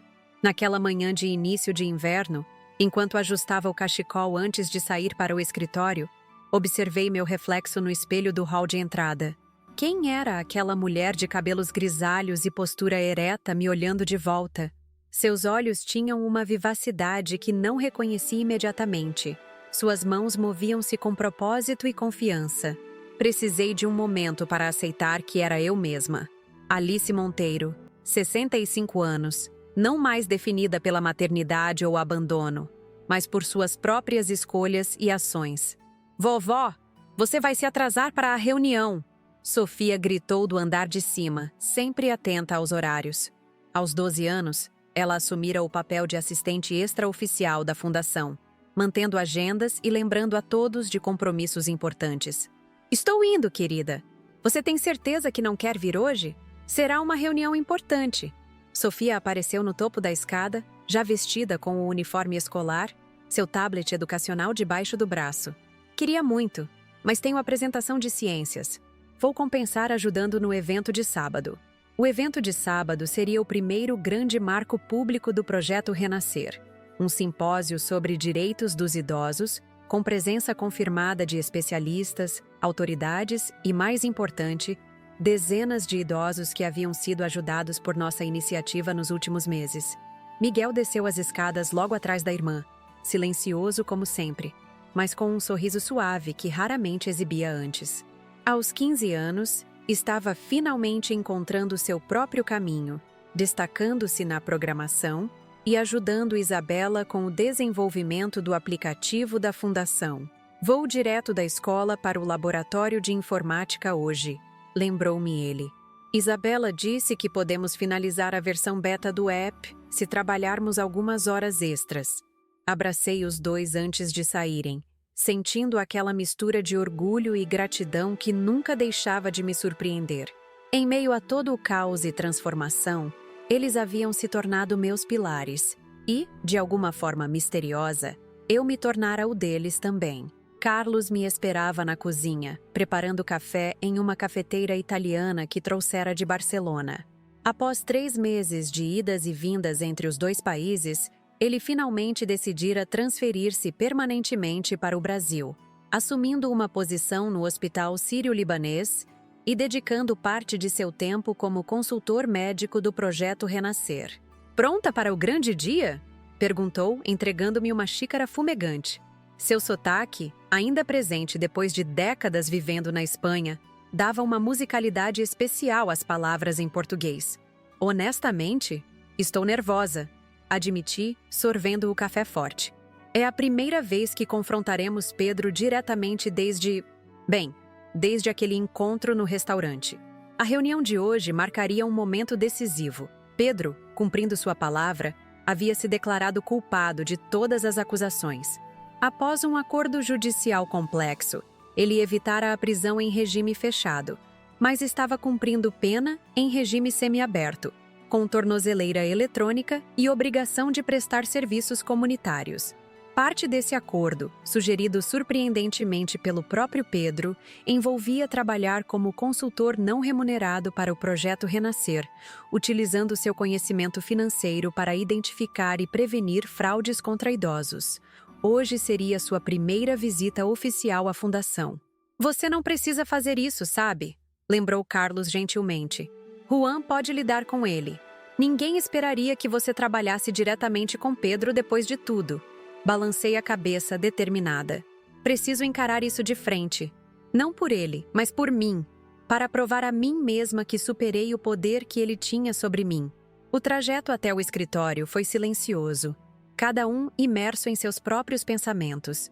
A cidade pulsava ao nosso redor. Pessoas correndo para o trabalho, estudantes indo para escolas, a vida seguindo seu curso imparável, indiferente aos dramas pessoais que nos consumiam. Isabela já estava no escritório quando chegamos, organizando pastas na sala de reuniões. Aos 60 anos, ela havia encontrado uma nova vocação como diretora de tecnologia do projeto, transformando décadas de experiência em segurança digital em ferramentas de proteção para idosos vulneráveis. "Ele já chegou", informou sem preâmbulos, conhecendo minha preferência pela franqueza. "Está na recepção com o Juan. Parece diferente." Respirei fundo, ajustando mentalmente minha armadura emocional. "Diferente como?" Isabela hesitou, escolhendo as palavras com cuidado. "Mais humilde, menos polido, mais real, talvez. Difícil explicar." Assenti, grata pela tentativa. "Vamos acabar logo com isso." A sala de reuniões era o coração do nosso pequeno prédio. Paredes de vidro, mesa oval para 12 pessoas e uma vista para um jardim interno que havíamos criado como espaço de contemplação. Sentei-me à cabeceira, Carlos e Isabela flanqueando-me como sentinelas silenciosas. Juan entrou primeiro, formal em seu terno impecável, seguido por Pedro. O impacto de vê-lo novamente foi menos intenso do que eu temia. 6 meses haviam produzido mudanças visíveis. Cabelos mais grisalhos, postura menos imponente, olheiras permanentes. Vestia-se com simplicidade quase estudada. Calça social escura, camisa branca sem gravata, sapatos bem conservados, mas claramente não novos. "Bom dia", cumprimentou com voz controlada, sentando-se apenas quando indiquei a cadeira mais distante de mim. A reunião começou com Juan delineando os parâmetros do acordo judicial e as expectativas quanto à participação de Pedro no projeto. Termos legais, horários, limitações. A linguagem fria e precisa do direito proporcionando uma distância confortável entre nós. Quando chegou minha vez de falar, senti todos os olhares convergirem em minha direção. Abri a pasta à minha frente, revelando os casos mais recentes de idosos vítimas de fraudes financeiras familiares. "Estes são apenas os últimos 15 dias", expliquei, minha voz profissional e firme. "Filhos que esvaziam contas dos pais, netos que forjam procurações, sobrinhos que se apropriam de aposentadorias. O padrão é sempre o mesmo: abuso de confiança, manipulação emocional e abandono quando o dinheiro acaba." Os olhos de Pedro percorreram os documentos, sua expressão se transformando lentamente. Não era a reação estudada de um homem tentando impressionar, mas algo mais visceral: reconhecimento. Ele estava vendo seu próprio reflexo naquelas histórias. "Seu trabalho inicial será analisar estes casos", continuei. "Identificar sinais precoces, pontos de vulnerabilidade, métodos de prevenção. Você entende como a mente desses criminosos funciona porque..." Deixei a frase suspensa, desnecessária de ser completada. "Porque eu fui um deles", Pedro concluiu, olhando-me diretamente pela primeira vez.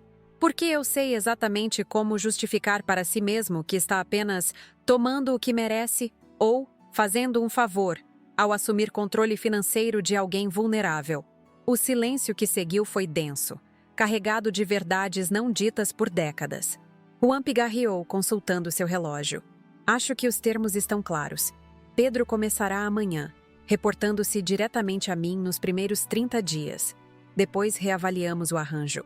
Todos começaram a se levantar, a reunião aparentemente concluída, quando Pedro falou novamente. "Posso ter um momento a sós com a senhora Alice?" A formalidade com que se referiu a mim, não mais mãe, mas senhora Alice, não passou despercebida. Carlos tensionou visivelmente ao meu lado, protetor como sempre. "Está tudo bem", assegurei, tocando levemente seu braço. "Podem nos dar alguns minutos?" Quando todos saíram, Pedro permaneceu em pé, como se não ousasse retomar seu lugar sem permissão. "Pode sentar", ofereci, mantendo minha voz neutra. Ele obedeceu, mãos inquietas sobre a mesa. "Queria agradecer pela oportunidade. Sei que não precisava fazer isso." "Não estou fazendo por você", esclareci. "Estou fazendo porque sua experiência pode ajudar outras pessoas." Pedro assentiu, aceitando a correção. "Justo. Ainda assim, obrigado." Estudei seu rosto, buscando sinais do menino que criei, do jovem ambicioso que apoiei, do homem que me traiu. Fragmentos de todos eles estavam lá, mas havia algo novo também. Uma fragilidade. Uma consciência que antes não existia. "Como está sendo?" perguntei finalmente, permitindo que um pouco de genuína curiosidade escapasse. "A vida... depois." Pedro considerou a pergunta por um momento, como se nunca tivesse realmente articulado a resposta nem para si mesmo. "Solitária", admitiu finalmente. "Vanessa pediu divórcio 2 meses atrás. Está namorando um empresário do setor de moda. Regina raramente atende minhas ligações, e quando o faz, é apenas para reclamar que perdi tudo que construímos." Notei o uso de "construímos." Mesmo agora, Regina se colocava como arquiteta de seu sucesso, não como cúmplice de sua queda. "O apartamento onde estou vivendo é menor que meu antigo closet", continuou ele, sem autocomiseração, apenas constatando fatos. "Trabalho como assistente administrativo em uma pequena construtora durante o dia, dentro das permissões do regime semiaberto. O dono é um antigo cliente que disse que todos merecem uma segunda chance. Assenti, imaginando a humilhação diária para alguém que já comandara empreendimentos milionários. E os amigos? Perguntei, sabendo a resposta antes mesmo que ele falasse. Que amigos? Um sorriso amargo cruzou seu rosto. Descobri que tinha sócios, contatos, agregados. Nenhum amigo real. O silêncio se estendeu entre nós. Não mais tão carregado de tensão, mas tão pouco confortável. E as crianças? Ele finalmente perguntou, sua voz suavizando. Como estão? Bem, respondi, permitindo que um pouco de calor entrasse em minha voz. Miguel está se destacando em programação. Sofia continua brilhante e determinada como sempre. Ambos perguntam por você ocasionalmente. Seus olhos se iluminaram momentaneamente. Seria possível vê-los algum dia? Quando estiverem prontos, claro. Sem pressão. Eles sabem sobre seu trabalho aqui no projeto. Se quiserem te ver, respeitarei a decisão deles. Pedro assentiu, aceitando os termos. Antes que pudesse dizer mais, bati levemente na mesa, sinalizando o fim da conversa. O trabalho começa amanhã às 9. Juan explicará os procedimentos de segurança e confidencialidade. Não tolero atrasos ou desculpas. Sim, senhora, respondeu ele, levantando-se. A porta virou-se uma última vez. A senhora construiu algo extraordinário aqui. Em 6 meses, fez mais diferença na vida das pessoas do que eu em toda a minha carreira. Quando fiquei sozinha novamente, permiti que as emoções reprimidas finalmente emergissem. Não era perdão. Ainda não. Talvez nunca completamente. Era algo mais complexo. Compreensão de como alguém pode se perder tão completamente em sua própria ambição. De como é possível reconstruir uma vida das cinzas de outra. De como, às vezes, precisamos perder tudo para encontrar o que realmente importa. Carlos reapareceu silenciosamente, sentando-se ao meu lado sem perguntas, apenas oferecendo presença. Estou bem, assegurei-lhe, e pela primeira vez em muito tempo, era completamente verdade. Os dias seguintes fluíram em uma nova normalidade. Pedro chegava pontualmente, trabalhava diligentemente e saía sem alarde. Os relatórios que produzia eram detalhados e valiosos. Sua compreensão íntima dos mecanismos de fraude financeira proporcionava insights que nenhum consultor externo poderia oferecer. Uma semana depois, Sofia surpreendeu a todos anunciando que queria ver o pai. Não porque perdoei o que ele fez, explicou com uma maturidade que frequentemente me deixava sem palavras, mas porque quero entender. O encontro aconteceu no jardim da fundação, um território neutro. Observei-a à distância, pronta para intervir se necessário, mas determinada a respeitar a autonomia de Sofia. A conversa foi breve, aparentemente civilizada. Quando terminou, Sofia retornou para mim com expressão pensativa. Ele está diferente. Foi tudo o que disse naquele dia. Mais tarde, em seu quarto, enquanto eu trançava seu cabelo para dormir, um ritual que havia se tornado nosso momento de confidências, ela elaborou. Antes, papai sempre parecia estar representando um papel. Agora ele parece real. Miguel demorou mais 2 semanas para expressar interesse em ver o pai. Seu encontro foi mais técnico. Pedro ajudando-o com um problema de codificação para o aplicativo da fundação. Mas notei como os olhos de Miguel seguiam o pai quando este não estava olhando, como se tentasse reconciliar 2 versões diferentes da mesma pessoa. O simpósio de sábado chegou em um dia de inverno surpreendentemente ensolarado. O auditório que havíamos alugado estava lotado. Profissionais, estudantes, imprensa e, mais importante, dezenas de idosos que encontraram em nosso projeto um novo começo. Quando subi ao palco para o discurso de abertura, a visão daquela plateia diversa fez minha garganta apertar com emoção contida. Tantas vidas entrelaçadas pela dor compartilhada, mas também pela esperança coletiva. Há 1 ano, comecei, minha voz firme apesar da emoção. Eu era uma professora aposentada vivendo sozinha, convencida de que meus dias de contribuir significativamente para o mundo haviam terminado. Então, por circunstâncias que muitos de vocês já conhecem, encontrei-me abandonada em um país estrangeiro, sem recursos, sem apoio, sem esperança. Fiz uma pausa, meus olhos encontrando Carlos na primeira fileira, Isabela logo ao lado, ambos assentindo encorajadoramente. O que parecia ser o fim revelou-se um começo. O que parecia derrota transformou-se em oportunidade. Não por magia ou coincidência, mas por escolha deliberada, minha e das pessoas extraordinárias que encontrei ao longo do caminho. Na plateia, vi rostos acenando em reconhecimento, alguns com lágrimas não disfarçadas. Histórias diferentes, mas com ecos da minha própria jornada. O projeto Renascer não existe apenas para combater abusos financeiros contra idosos.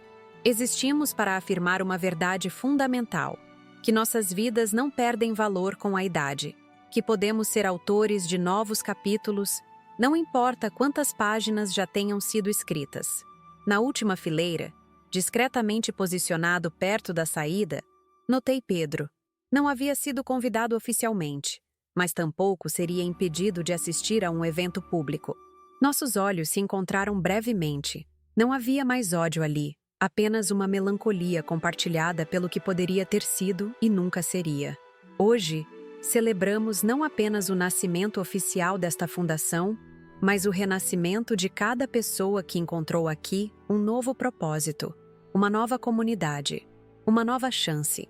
O restante do evento transcorreu como um sonho vívido, painéis inspiradores, depoimentos emocionantes, planos ambiciosos para o futuro. Sofia e Miguel circulavam orgulhosamente entre os convidados, distribuindo materiais informativos e respondendo perguntas sobre o aplicativo desenvolvido para denúncias de abusos. No final do dia, exausta mas profundamente satisfeita, encontrei-me sozinha por um momento no jardim da fundação, observando o pôr do sol pintar o céu de São Paulo em tons dramáticos de laranja e púrpura. Carlos me encontrou ali, oferecendo uma taça de champanhe. Para celebrar, explicou com um sorriso. Temos muito o que celebrar. Concordei, aceitando a taça. Sabe o que mais me impressiona em você, Alice? Perguntou ele, sentando-se ao meu lado no banco de pedra. Sua capacidade de transformar dor em propósito, de usar sua própria experiência não como desculpa para a amargura, mas como fundamento para a compaixão. Refleti sobre suas palavras, reconhecendo a verdade nelas. Acho que finalmente entendi algo que meus alunos tentavam me ensinar ao longo de 40 anos como professora, que nossas histórias não terminam com traumas ou traições. Elas continuam se permitirmos. Carlos assentiu, seus olhos refletindo o sol poente. E a história continua sendo escrita, não é? Este é apenas o começo. Naquela noite, de volta à mansão que finalmente começava a sentir como verdadeiramente minha, reuni todos para um jantar de celebração. Carlos, Isabela, Antônio, os filhos de Isabela que haviam vindo especialmente para o evento, e claro, Miguel e Sofia, minha família escolhida, construída das ruínas da anterior. Observando-os conversarem animadamente ao redor da mesa, compreendi com clareza cristalina que minha vingança mais doce não havia sido tomar a casa de Pedro ou expor seus crimes. Havia sido reconstruir minha vida em algo mais significativo, mais autêntico e mais impactante do que jamais teria sido se o abandono nunca tivesse acontecido. Um brinde, propus, erguendo minha taça. Não ao passado que nos trouxe aqui, mas ao futuro que estamos construindo juntos. Ao futuro, responderam em uníssono, taças erguidas, sorrisos iluminando rostos queridos.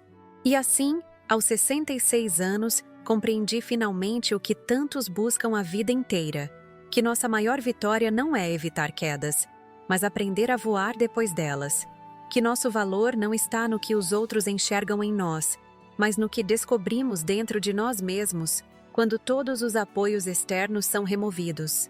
Mais tarde, sozinha em meu quarto, olhei pela janela para a cidade que nunca dorme, suas luzes como estrelas terrestres. Pensei no homem que um dia chamei de filho, agora trabalhando para reparar pelo menos uma fração do dano que causou. Pensei nas crianças dormindo sob o mesmo teto, finalmente encontrando estabilidade após tanto caos. Pensei em Carlos, cuja gentileza abriu portas que eu pensava estarem permanentemente fechadas. E sorri, em paz com o entendimento de que, às vezes, Precisamos ser abandonados para descobrir que nunca estivemos realmente sozinhos. Que a verdadeira família não é necessariamente aquela em que nascemos, mas aquela que construímos através de escolhas deliberadas, dia após dia. Meu nome é Alice Monteiro.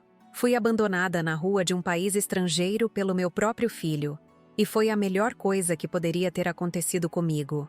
Se você chegou até aqui na minha história, talvez esteja se perguntando como uma mulher de 65 anos, abandonada pelo próprio filho em um país estrangeiro, conseguiu não apenas sobreviver, mas transformar essa tragédia na maior vitória de sua vida.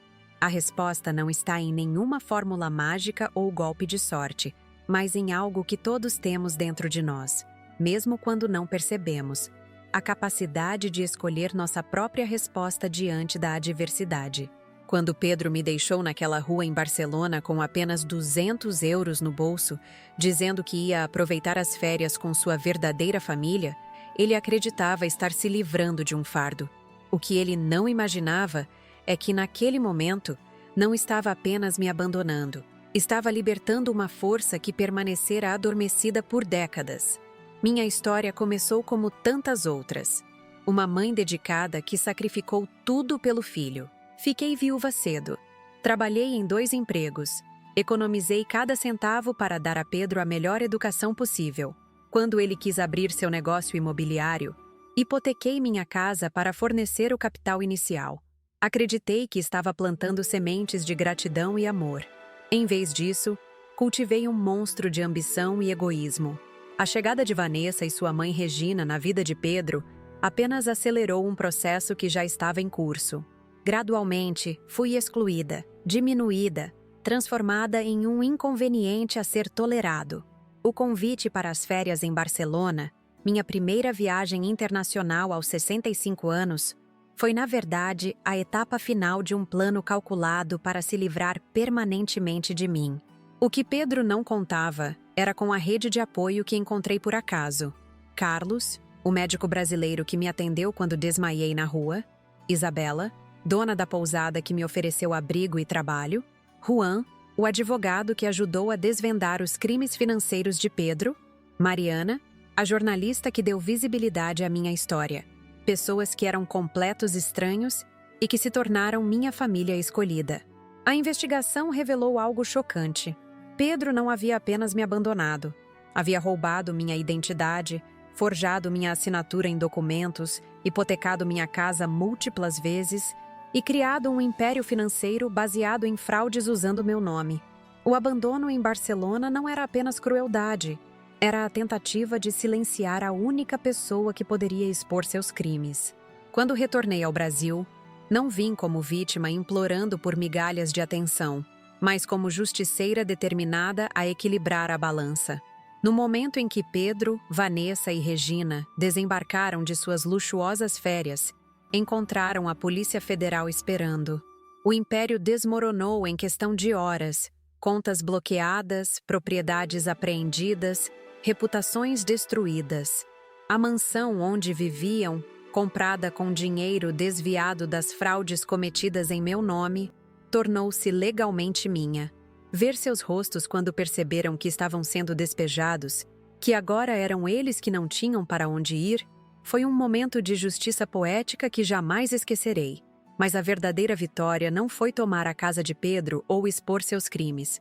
Foi descobrir que, aos 65 anos, eu ainda tinha tanto para oferecer ao mundo. Com o dinheiro recuperado, fundei o Projeto Renascer, uma organização dedicada a ajudar idosos vítimas de abandono familiar e abuso financeiro. Transformei minha dor em propósito, minha tragédia em esperança para outros. Miguel e Sofia, meus netos, escolheram ficar comigo. Assistiram à queda dos pais e, em vez de se perderem na confusão, encontraram em mim um exemplo de resiliência e dignidade. Sofia, com sua sabedoria precoce de 12 anos, tornou-se minha assistente não oficial na fundação. Miguel, aos 15, descobriu seu talento para programação, ajudando a desenvolver nosso aplicativo de denúncias. Carlos permaneceu ao meu lado, primeiro como amigo, depois como algo mais, provando que o amor pode florescer em qualquer idade em qualquer circunstância.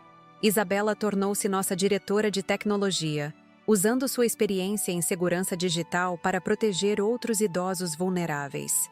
E Pedro? Após ser condenado, optou por se declarar culpado de todos os crimes. Em um gesto surpreendente, ofereceu-se para trabalhar como consultor não remunerado em nossa fundação, usando seu conhecimento sobre fraudes financeiras para ajudar a preveni-las. Não por redenção fácil, mas porque finalmente compreendeu o valor da verdadeira contribuição. Vanessa o abandonou assim que o dinheiro acabou, buscando outro homem rico para sustentar seu estilo de vida. Regina distanciou-se, incapaz de enfrentar sua própria cumplicidade. A família perfeita que me excluía impiedosamente desintegrou-se ao primeiro sinal de dificuldade. Hoje, aos 66 anos, lidero uma fundação respeitada nacionalmente. Vivo com meus netos em uma casa que finalmente sinto como minha e acordo todos os dias com um propósito claro e significativo. O abandono que deveria me destruir tornou-se o catalisador da minha libertação. Se há uma lição que gostaria de compartilhar com você que me assiste, é esta. Nunca permita que alguém defina seu valor ou limite seu potencial, não importa a sua idade. Nunca é tarde demais para começar um novo capítulo, para transformar dor em propósito, para descobrir forças que você nem sabia que possuía. Se você está enfrentando abandono, traição ou qualquer forma de abuso, especialmente de pessoas que deveriam amá-lo, saiba que existe um caminho adiante, que você não está sozinho, que organizações como o Projeto Renascer existem para ajudar pessoas como você a reconstruir suas vidas. Agora, preciso do seu apoio para que histórias como a minha continuem sendo compartilhadas. O canal Vovó Lembrou existe para dar voz a pessoas que foram silenciadas, para transformar experiências dolorosas em lições poderosas, para mostrar que nossas histórias não terminam nos momentos de trauma. Elas continuam, se permitirmos. Por favor, inscreva-se no canal para não perder nenhuma de nossas histórias reais e impactantes. Deixe seu like neste vídeo para que ele alcance mais pessoas que precisam ouvir esta mensagem. E mais importante, compartilhe nos comentários sua própria experiência ou reflexão. Sua voz importa, sua história merece ser ouvida. Se esta narrativa tocou você de alguma forma, considere também contribuir através do Valeu Demais, nossa plataforma de doação que ajuda a cobrir os custos de produção e nos permite trazer novos vídeos diariamente. Cada contribuição, por menor que seja, faz diferença significativa para mantermos este trabalho vivo e alcançarmos mais pessoas que precisam dessa mensagem de esperança. Devo confessar que gravar este vídeo não foi fácil. Reviver o abandono, a traição, o medo de estar sozinha em um país estrangeiro sem saber para onde ir. Mas acredito profundamente no poder das histórias verdadeiras para curar, inspirar e transformar. Seu apoio torna possível continuarmos trazendo narrativas reais que podem mudar vidas. Agradeço por ter ficado comigo até aqui, por ter testemunhado minha jornada do abandono à transformação. Se você conhece alguém que está passando por situação semelhante, um idoso vulnerável, uma pessoa enfrentando abuso financeiro familiar, alguém que se sente sem saída, compartilhe este vídeo. Às vezes, a história certa no momento certo pode ser o primeiro passo para uma vida renovada. No próximo vídeo do Vovó Lembrou, trarei outra história verdadeira que vai fazer você repensar suas relações familiares e o verdadeiro significado de lealdade. Não perca! Inscreva-se agora, ative o sininho e junte-se a esta comunidade de pessoas que acreditam no poder da resiliência humana. Meu nome é Alice Monteiro e esta foi minha história de abandono e renascimento. Como digo sempre aos idosos que ajudamos no Projeto Renascer, às vezes precisamos ser abandonados para descobrir que nunca estivemos realmente sozinhos. Obrigada por estar aqui comigo. Sua presença, seus comentários e seu apoio significam mais do que você imagina. Até o próximo vídeo! E lembre-se, sua história não termina nos momentos de dor. Ela continua, sempre continua, se você permitir.